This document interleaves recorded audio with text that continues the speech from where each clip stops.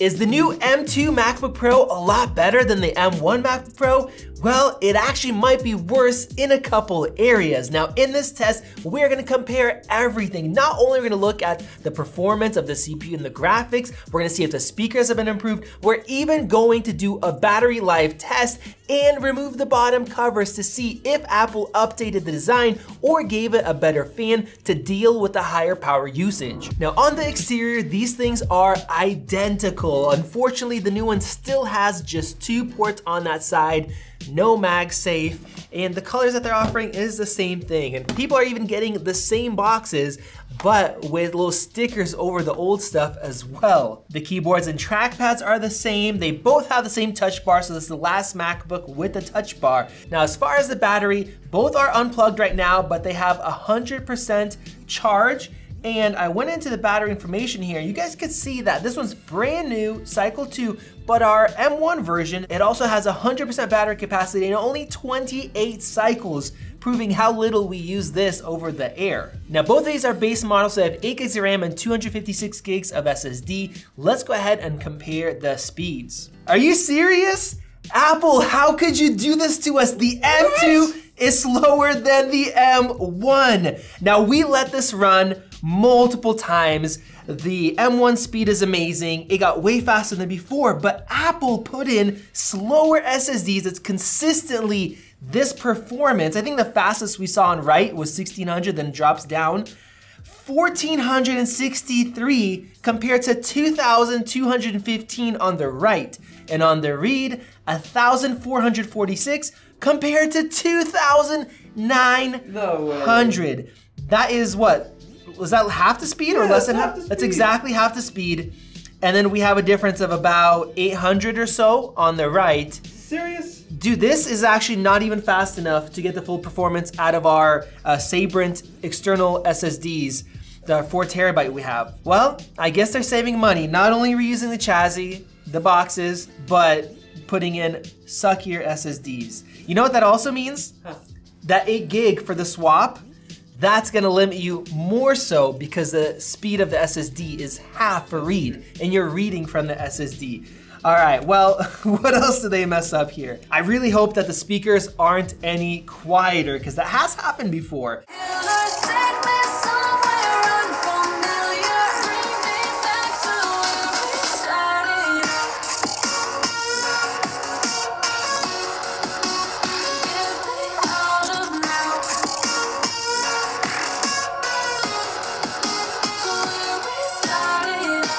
Now, I don't know what to say. Is it thankfully it didn't get worse, or unfortunately it didn't get any better?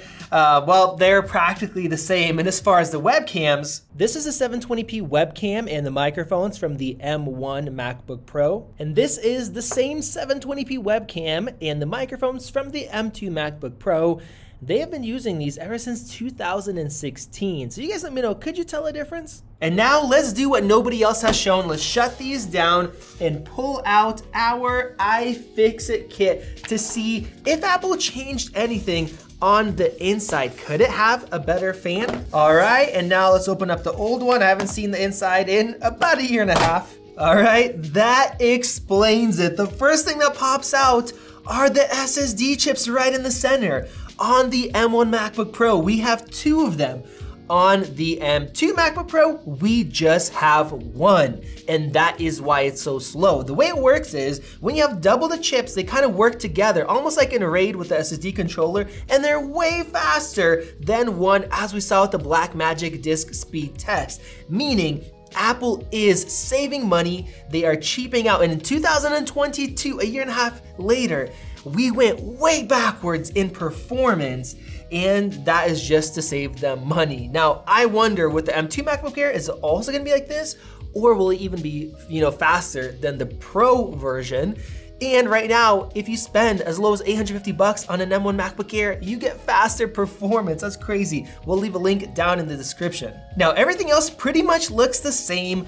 Our heatsink over here, it looks slightly different. The corners aren't as rounded, not as refined as the old version, but the size is identical. And the fans, they also look identical. Same thing with the exhausts over here. Now, the M2 chip uses more power. We saw that in yesterday's video we tested. It gets hot. Apple really should have put in a second fan into this machine, just like they did with the previous 4 Thunderbolt port 13-inch MacBook Pro. That would have really helped. Man, Apple is cold-hearted, or maybe it's just getting really cold in here with our AC. Vadim tossed me that sweater. This is our M2 chip sweater. If you guys want to pick one up, check out the merch shelf down below and use the code M2 chip, no spaces, if you want to get 20% off. And we'll also have a black and white one as well if you want to go a little bit more stealth. Super soft and comfortable. Now, let's go ahead and grab these covers, put them back on, and get to benchmarking. Now let's jump into performance. We're gonna start out with a quick Geekbench test. First off, we see that the M2 shows up to 3.49 gigahertz, but in yesterday's test, we couldn't get it to go over 3.3, whereas the M1 sits at 3.2 consistently. Let's run it. Now, one thing I noticed is that we had a difference in idle temperature, about 2930 here compared to 3637 on the M2, which is interesting. And now, just playing this back, we're already at 45 degrees rendering this start compared to we just hit 31 on the M1 model. So this thing definitely heats up quicker. All right, bam, we have some scores, and that's actually the highest score we have seen for the M2 chip. Very impressive. Now, we have great scores for the M1, but the M2's about 12% faster single core and about 17% faster multi-core. Now, this single core score is the best out of any laptop ever.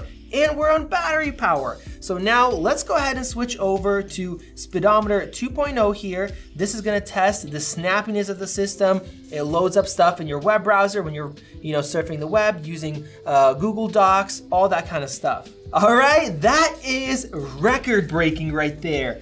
408. I dare you, go run your computer, whatever you guys have. That is crazy. Now, 338 is extremely high as well. Apple's been updating Safari. We have the latest software. So this has gotten a lot faster since it came out, but 408, it's almost double some of the best processors from AMD and Intel. Now, graphics is where the M2 should be a lot better. Let's go ahead and run our metal test because it has 2 extra cores. We're going from 8 cores to 10 GPU cores. Now, this might be the only reason to get an M2 MacBook Pro. Look at that, we have 30,842 compared to 21,500. That is over 43% faster. Bigger, more of an improvement than what Apple even showed off on stage, at least for compute tasks. Very, very good. And now let's push the graphics to the extreme with 3D Mark's Wildlife. The graphics chips are maxed out right now. There it is. We have 41 frames per second compared to 30 frames per second. That's a difference of 36.6.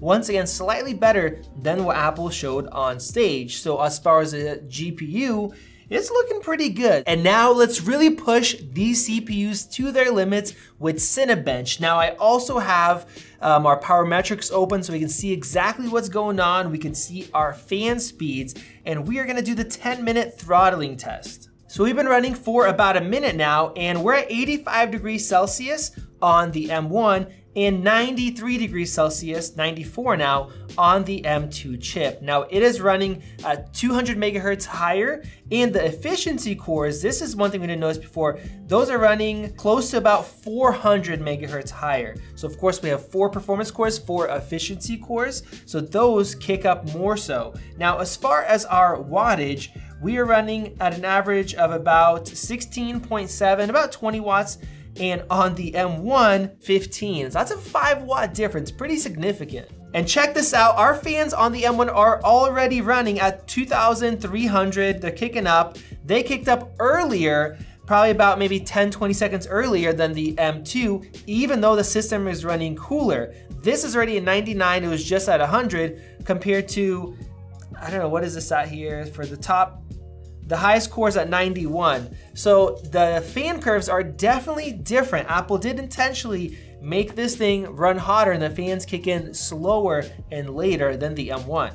All right, guys, we are halfway done, and our M1 is running at 4,200 RPM, 4,300, compared to hovering about 3,600 with a 98 degrees Celsius compared to 89. It's a pretty significant difference. We now hit 101, and in our previous video, it actually hit up to 104 degrees. Right now we have cold AC just pumping into the room, so it's giving these a little bit of an advantage. All right, we are done, and we have a difference of almost exactly 1,000 points. Now keep in mind, these monitoring tools do use a little bit of power, but this shows us a 13% improvement, not the 18 that we've seen on stage. But also it shows us that the M2 chip uses 33% more power to get 13% more performance. It's kind of like back in the day when I would overclock computers and you give a lot more power for a small gain in performance. Now, as far as battery life, let's do our first check over here. We have 78% on the M2 and 74 on the M1. I'm not sure how that works and why we're seeing the difference, because the brightness is the same, screens are the same, this is using more power, but we're also just getting into our tests that really push the system. Now, for you coders out there, are you gonna be seeing that 13 to 18% difference in performance? Let's go ahead and take a look with our Xcode benchmark. All right, we are done with the benchmark. The M1 MacBook Pro took 2 minutes and 18 seconds, and the M2 took 2 minutes and 3 seconds. So that is a gain of around 13%. And now we are doing our logic test. We have both running right here. This is a new logic benchmark. You guys can go look it up. And unfortunately, our M1 is actually running faster or better. It's handling more tracks. We're running at 81. And here we got close to finishing with 76, but it shut off. Now, I don't know if it's a background process, maybe the SSD, or I don't know what's going on, but this definitely shows us that the M2 is not a 13 or 18% improvement. So if you're doing music production, unless you need that 24 gigabytes of RAM for extra plugins and you want to have this specific MacBook, I don't think it's worth it. And now we have Adobe Lightroom opened up for all the photo editors. We're also gonna check out a different program. But as far as the editing experience, I wouldn't expect to see much of a difference with brushes or smoothness. It's mostly CPU based. Now we also do use RAM, but also the SSDs to load up images. So with the slower SSD, we possibly could see a difference. Now, we're gonna go ahead and render these 50 raw images. They're high resolution and they have a bunch of effects. Bam, we are exporting. And one difference with the M2 chip is that you can get up to 24 gigs of RAM, as I mentioned, but the RAM is actually faster as well. So we'll see how that plays into the results. Wow, the M2 was just at 105 degrees Celsius, the highest we've seen so far. Now the fans are starting to kick up and cool it off, but it's also interesting that the M1 is beating it out. Take a look at that. Oh, actually, the M2 kicked in there at the very end and beat it. All right, our test is done. Our M1 MacBook Pro took 2 minutes and 18 seconds, actually faster than we had before thanks to software updates. And the M2 was at exactly 2 minutes, just like I estimated in my previous video. Now, with that said, that gives us a difference of 15%, which sounds like, a decent, respectable amount, but personally, I was expecting more because Lightroom is very RAM dependent and CPU dependent, and the RAM in the new M2 is 50% faster. It uses super fast RAM, but maybe because of the SSD or I don't know why else, the gain isn't that huge. Now we can go ahead and shut down Lightroom, and I'm gonna test out Affinity Photo because it is very well optimized and has a benchmark. Now Affinity uses way more GPU compared to Lightroom. It actually uses mostly GPU, and that's a good thing for the M2 because we have a difference of 42%, 11,850 compared to 8,386 for the GPU score. That is very impressive. Now on the CPU side, we're only seeing a difference of about 13, 755 compared to 667, so the CPU performance trend is continuing on. And now I opened up Photoshop here. I have some raw images opened up that I'm gonna use the super resolution tool, which uses AI. So it's gonna use the neural engine, and the M2, Apple said that the neural engine got 40% faster. So let's take a look. So we're over halfway done, and it looks like they are pretty much neck and neck. Wow, the M1 is actually slightly beating out the M2 right now. All right, wow, that was very weird. Our M1 took 1 minute and 58 seconds, but the M2 took 2 minutes and 15 seconds. Now, at first they were neck and neck, and then the M2 started getting ahead, and at the end, all of a sudden the M1 won. I don't know if it just writes all the files at the end, and these are some pretty massive high resolution files that were made 4 times larger, so maybe it's just because of the faster SSDs writing at the end, but that is pretty crazy. And now it's time for all of you 3D guys out there. We have Blender opened up, the latest version. We are running using the GPU compute through cycles, and let's go ahead and test out a render on this tough party tug scene. And finally, we're done. That took a while. We have 7 minutes and 2 seconds compared to 5 minutes and 19 seconds, a difference of 32%. Now, while that is decent, it's not as high as some we saw with, up to 42% other tests. I don't think anybody that's serious about doing high quality scenes like this is gonna wanna get the M2, especially if they have an M1. You really do wanna go for an M1 Pro or Max, because sitting here waiting like this, it's just taking way too long. And now finally on to video editing. I have Final Cut Pro opened up in front of me, and we have a 4K project here with some effects and some LUTs here. And as far as playback, none of these are gonna struggle. This is pretty easy, but I wanna see if we have a difference in how much CPU and GPU is needed to play this back. It's interesting, the M2 is using less CPU but more GPU, whereas the M1 is using less GPU but more CPU. All right, let's go ahead and export this. I wanna know, does the M2 export faster? Apple even talked about 8K, which means it has to have a higher frames per second to export. So will it be faster for video editing? Let's find out. All right, guys, look at this. They are exporting at the same exact time. This is 4K, H.265. This is the faster method to do it. And the only difference that we're seeing is that the M2 is only using about 77% of its GPU compared to about 93% from the M1. So even though we have the extra graphics power, unless you're loading up enough effects and transitions and tough things, you might not see any difference whatsoever. And this already has film grain, which takes quite a bit of power, and 2 LUTs on this compressed footage. So for most people that are doing YouTube videos, some more simple stuff, this is actually, even the M1 is gonna be more than enough for you. And as far as export times, well, it looks like they're gonna be identical. All right, guys, I was wrong. The M2 is faster by 2 seconds, 2 minutes, 23 seconds compared to 2 minutes and 25 seconds. So for a lot of people, that's not gonna make a big difference, but what really stood out during the event was the fact that it supports ProRes encoding and decoding now, just like the M1 Pro and Max chips. So let's go ahead and open up a ProRes project here. This is a bunch of ProRes raw footage. It has color corrections applied. It has a LUT applied as well. So this is fairly easy for the Max, but if we take a look at the CPU usage, on the M1, we're at 42%, whereas on the M1 Pro, we're only at 14%. That's because the ProRes decoders, they are actually doing most of the heavy lifting. Because of that, it should be able to export this 5-minute project quite a bit quicker. So let's go ahead and see. All right, guys, this is utterly crazy. Our M1 is 49% done right now, 50% compared to 42% on the M2 chip. I don't know what is going wrong.